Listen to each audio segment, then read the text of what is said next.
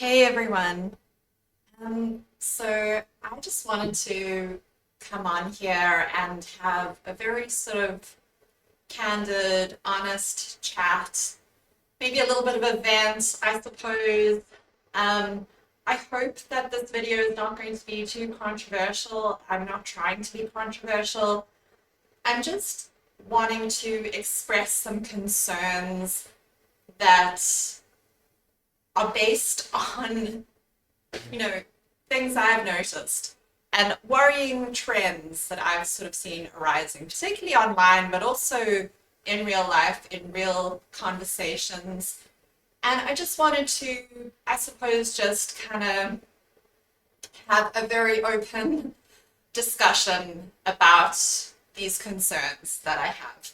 I've made a huge cup of chamomile tea and honey to hopefully sort of keep me quite calm and chilled throughout this conversation because, as I say, I'm really not trying to be controversial. I'm not trying to be hurtful. I'm certainly not trying to, in any way, minimize the experiences that people who are victims of narcissistic abuse have experienced. I myself have experienced that kind of abuse, and so I would never want to diminish the feelings and opinions and experiences of abuse survivors in any way, shape, or form. That's not what I'm trying to do.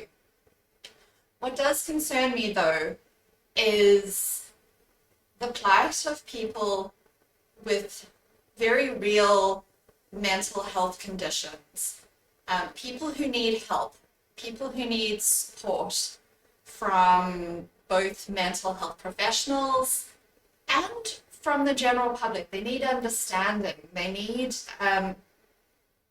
awareness. They need real knowledge about their conditions. And something that worries me tremendously, as someone who cares a lot about mental health topics, is this tendency of people to characterize those who have mental health conditions as narcissists.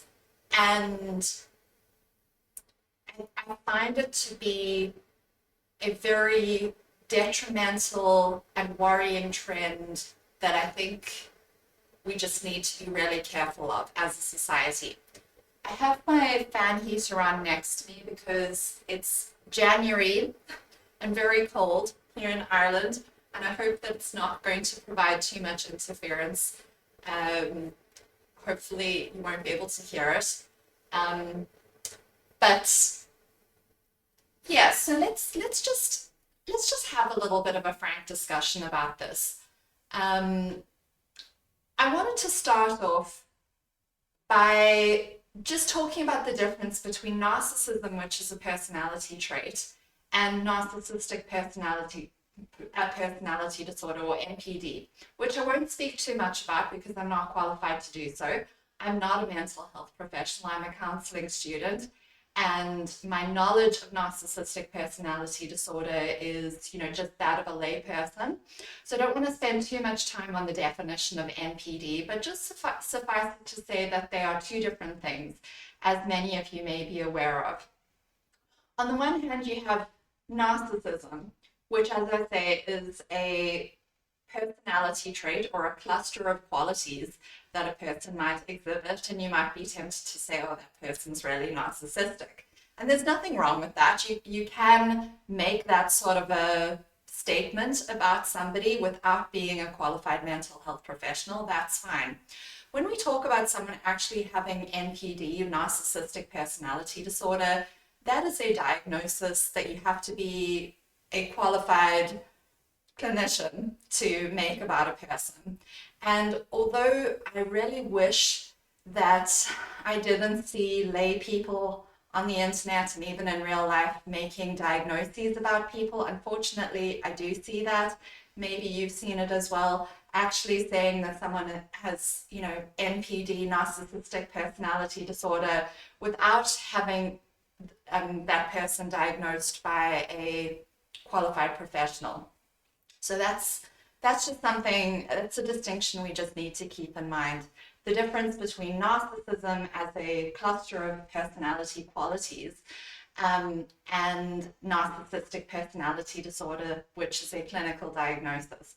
So I just want to start off the discussion by reading a definition of narcissism. The definition of narcissistic personality disorder is a clinical one that requires certain criteria to be met. It can be found in the DSM, the Diagnostic and Statistical Manual, which mental health professionals use to diagnose people with various conditions and disorders. I'm not going to go into that, as I already said, I'm not qualified to speak on it, but I do just want to look at the definition of narcissism. So narcissism as a noun is described as an excessive interest in or admiration of oneself and one's physical appearance.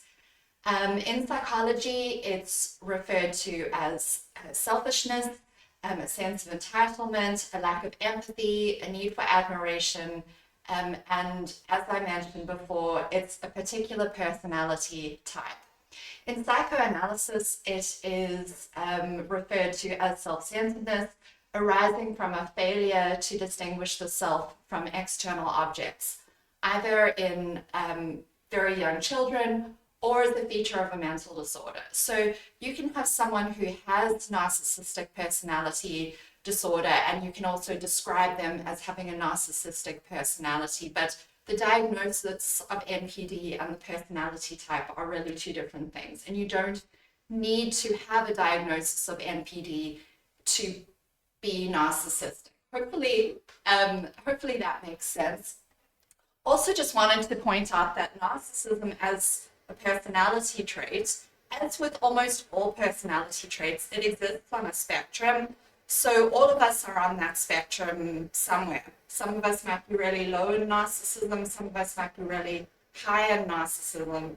And as I said, that goes for most personality traits, whether you're talking about agreeableness, introversion, extroversion, could be any personality trait. Most of us exist on a spectrum somewhere.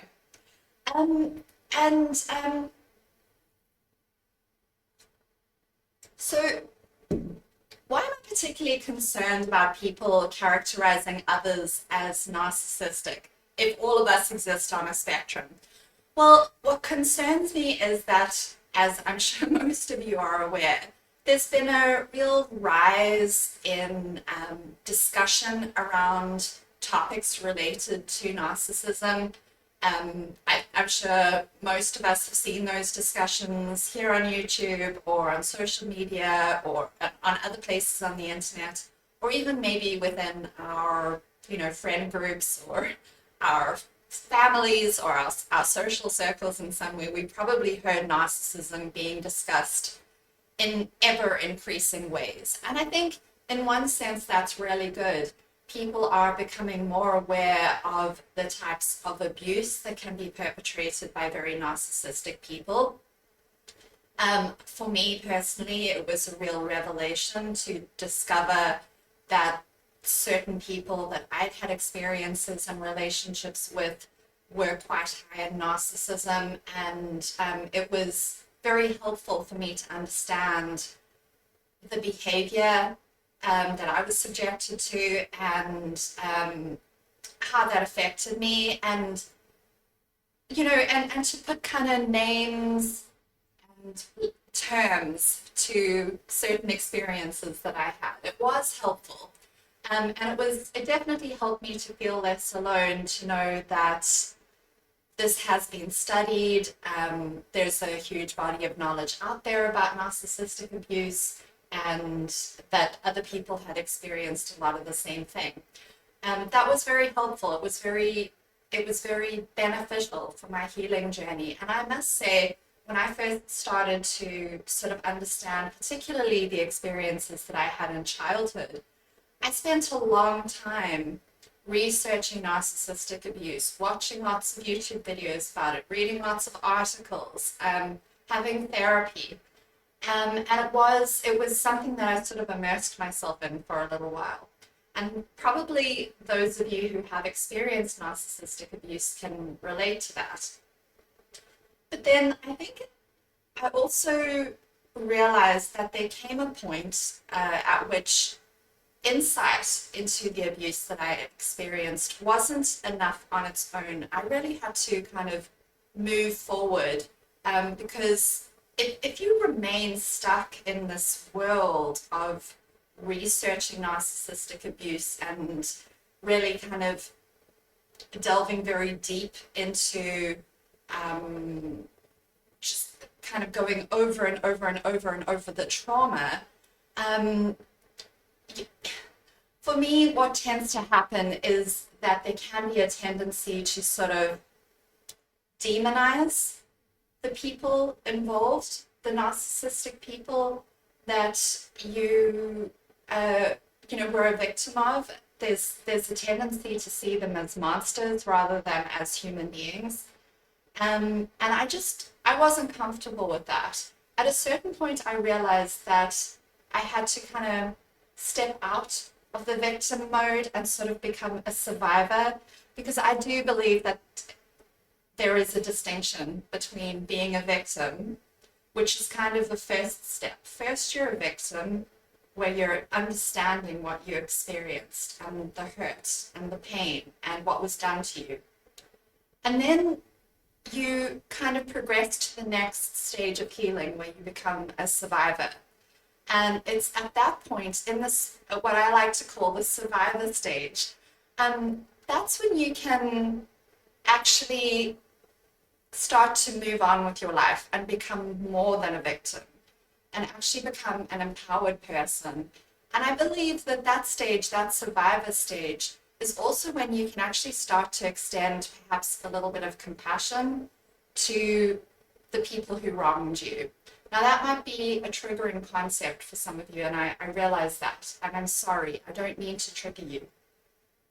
But I just do believe that it's important for us all of us who've been victims of abuse or victims of bad treatment by others, to at some point step out of just focusing on our own pain. And at some point we need to move to the next phase of healing, which is where we're no longer defined by that pain and that trauma, and where we can actually see our fellow human beings as just that, fellow human beings who have also experienced trauma and most likely abuse, and who are also just struggling along in this thing that we call life. And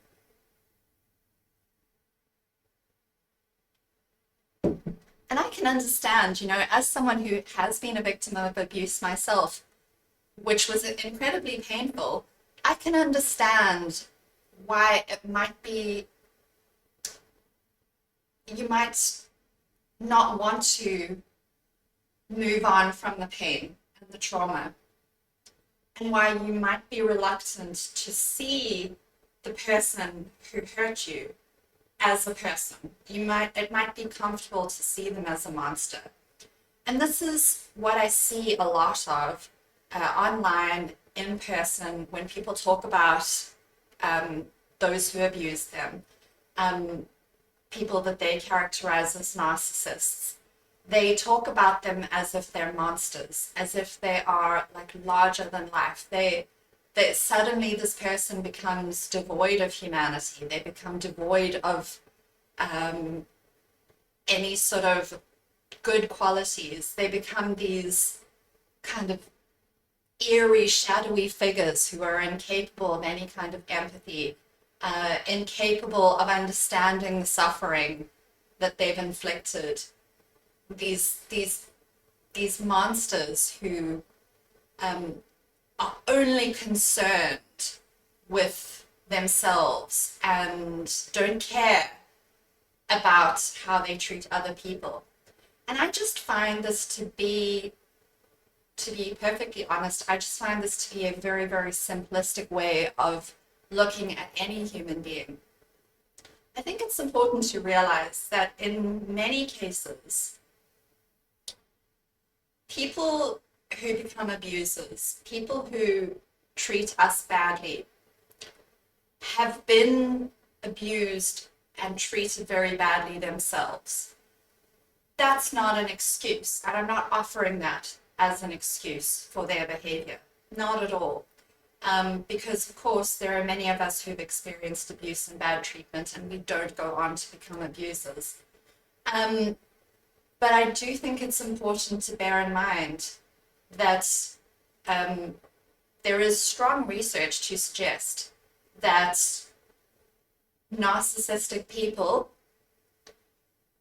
have usually suffered some form of significant abuse or neglect in childhood, which causes them to turn inward on the self and it forces excessive focusing on the self, because they learn at some point that they can't rely on other people.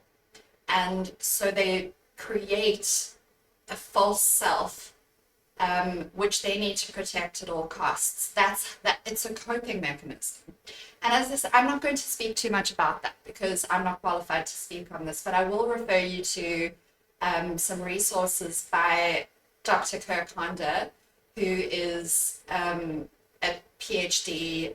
He's incredibly knowledgeable and experienced with these, personality types and styles, and he's published several videos here on YouTube which explain it in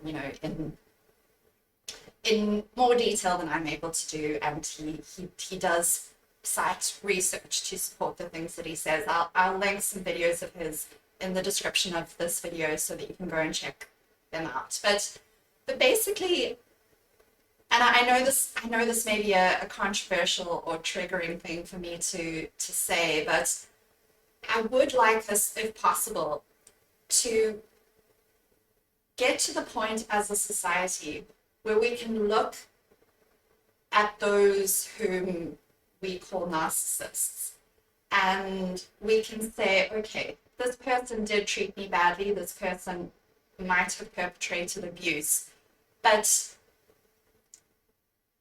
what have they been through in their life that have led them on a path where they feel like this is the way that they need to treat others? I want us to get there as a society, because without understanding what leads to narcissistic behavior, if all we're able to do is simply demonize it, if we're not able to understand the root causes, if we're not able to understand how these people think and the coping strategies that they develop, we have no hope of solving this issue of narcissism and abuse.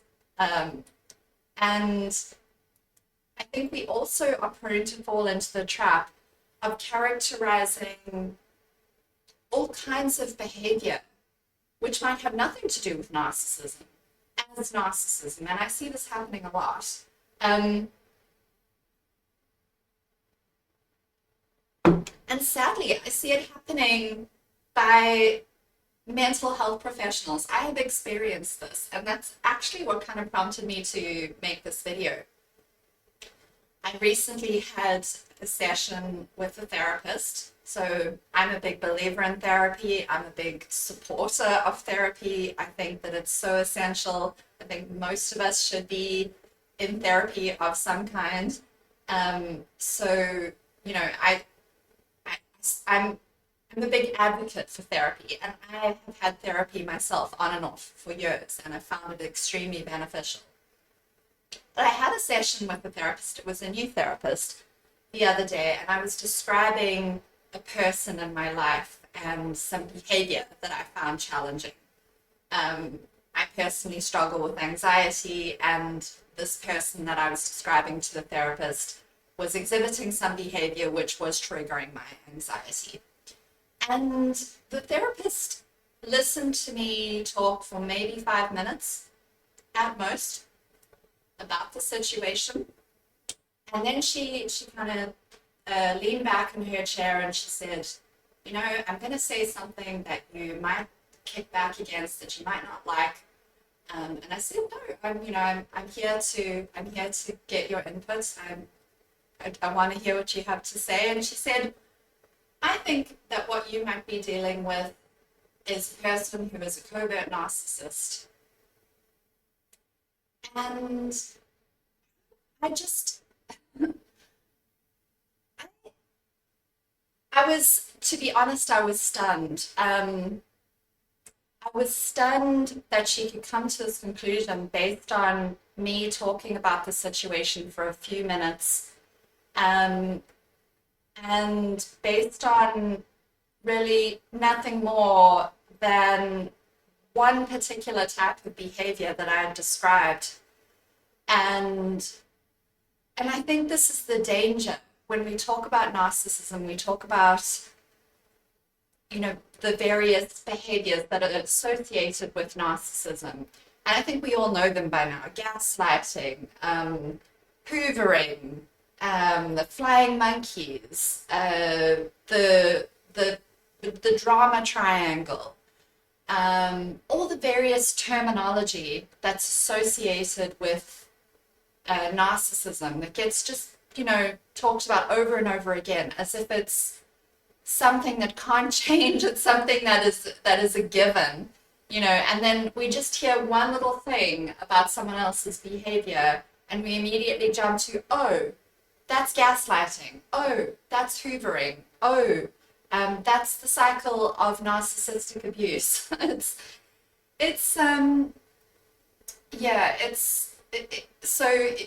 Or love bombing, and so she based on one particular type of behavior that I described in that session, she launched into about a 15-minute explanation of what narcissistic abuse was, and she described the various stages: love bombing, devaluation, the discard phase, hoovering, all this sort of thing.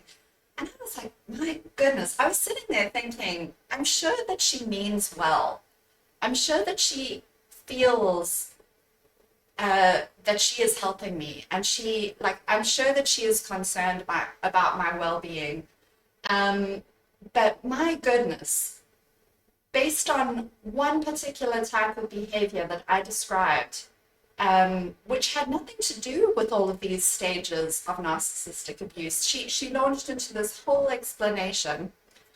And I just thought, wow, the behavior that I described, that this person was exhibiting, this person who I was talking about, who had triggered my anxiety, actually what it ended up being was that this was a symptom of depression that this person was experiencing. They're not a narcissist, but they do struggle with depression. And the danger is that some of the behaviors of a person who is struggling with depression, for example, or anxiety, if we just look at them in isolation, we could say, oh, well, that's narcissistic abuse, when it isn't actually. It's very important that we don't make snap judgments about other people, that we first attempt to listen and understand, and only when we have all the information and we've spent enough time collecting data about that person, only then do we come to conclusions about them and say, okay, well, this person might be narcissistic. And to be honest, it was very, very concerning for me. It was very, very concerning for me to see a mental health professional coming to the conclusion that someone could be a covert narcissist based on 5 minutes worth of a client's story. And I will give her credit. By the end of the session, by the time I'd shared sort of a bit more of the story and a bit more about my relationship with this person, by the end of the session, she did sort of concede, the counselor did concede that, like, okay, this person might not be a covert narcissist, she just wanted me to be aware of covert narcissism. But it did indicate to me how the whole terms and concepts associated with narcissism have permeated the zeitgeist to the point that even mental health professionals are jumping to these conclusions based on very little information. It was worrying to me. And I wish I could say that this was the first time I'd had this experience with a mental health professional. It isn't. The previous therapist that I had, it was a therapist that I had approached to help me with dealing with, you know, trauma related to my family and difficult family relationships, specifically with my parents. And I'd gone to therapy for help with that. And she was helpful. But she also eventually came to the conclusion that more or less everyone in my family were narcissists. And that was very concerning. And it got to the point, I had multiple sessions with her. And it got to the point where I would come into a session with her, and I would only be talking about some sort of a situation that I'd experienced with my family for about a minute or two, and she'd already just almost interrupt me to say, well, you know that they're narcissists, and you know narcissists don't change. And I was like, wow, I don't know that this is actually helpful to me as the client. I don't know that it's actually helpful to characterize all these people in my life as just being narcissists, and that therefore I don't really need to spend any more time trying to understand the situation or trying to empathize with them. To me, it's too simplistic.